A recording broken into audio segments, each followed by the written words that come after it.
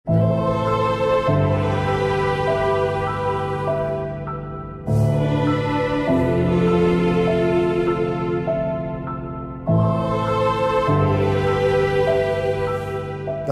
15 ఏళ్ల వయసులో ఇన్స్పైర్ చేసినటువంటి సిరివెన్నెల గారితో పాటలు రాయించుకుంటానని ఎప్పుడైనా అనుకున్నారా మీరు? నేను అనుకోలేదండి. మరి ఇప్పుడు ఆ థాట్ ఎప్పుడు ఎలా మొదలైంది? అది వేరే కదండి.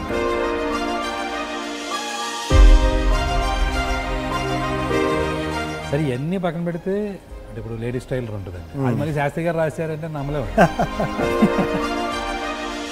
గాలి మాలిన ఈ గాలి. ఓకే, ఇప్పుడు మోక్షం కన్నా మానం మిన్న అంటే మోక్షం మాట దేవుడు ఎదురు బాబు ముందు.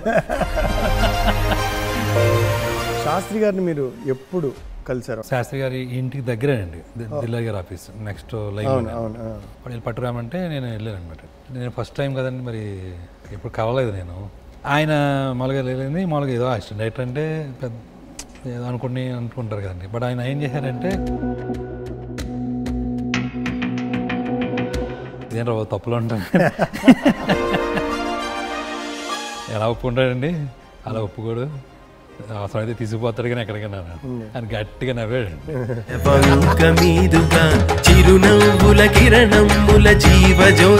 ఎవరైనా మనకి ముందే ఆ ప్రిపరేషన్ ఉంటే ఆ రికార్డ్ చేసుకున్నాం అనుకోండి, ఆయన మాటలు ఎన్ని తరాలకు ఉపయోగపడతాయండి. ఆ మాట ఓ ప్రవాహంలో వచ్చేస్తూ ఉంటాయి సార్ ఆయన దగ్గర నుంచి.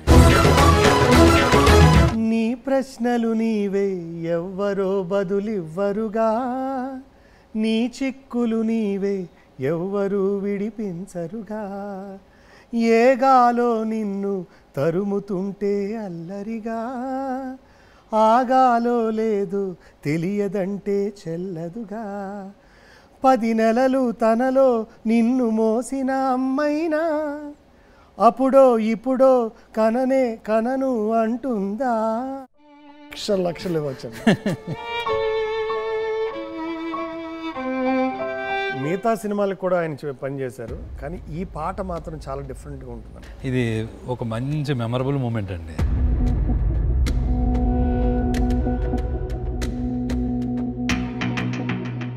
ఆయన మొత్తం ఒకసారి లిరిక్ చూసుకున్నారండి బాలసుబ్రహ్మణ్యం గారు. శాస్త్రి గారు రాశారా? సరే. మతో ఎంతగా శృతే పెంచగా విచారాల విలవిలా, సరే చాలిక అలా జాలిగా తికమక పడితే ఎలా, కన్నీరై కురవాలా మన చుట్టూ ఉండే లోకం తడిసేలా. శాస్త్రి గారికి కథ చెప్పినప్పుడు ఆయన లేచి వచ్చి నన్ను ముద్దు పెట్టుకున్నారండి. అతనితో కూర్చుని మాట్లాడుతుంటే నాకు మహదానందం వస్తుంది. అతని విజయం తెలుగు వాళ్ళ విజయం అవుతుంది.